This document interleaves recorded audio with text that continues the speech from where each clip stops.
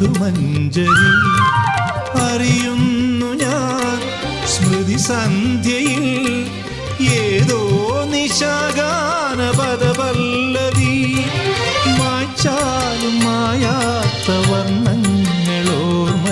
ശലഭങ്ങളായി പാറിയുയരുന്നു കാർമുകിൽ കുടിലിനുള്ളിൽ ചന്ദ്രലേഖ മെല്ലെ മെല്ലെ എഴുതാതെ എഴുതുന്നു സന്ദേശം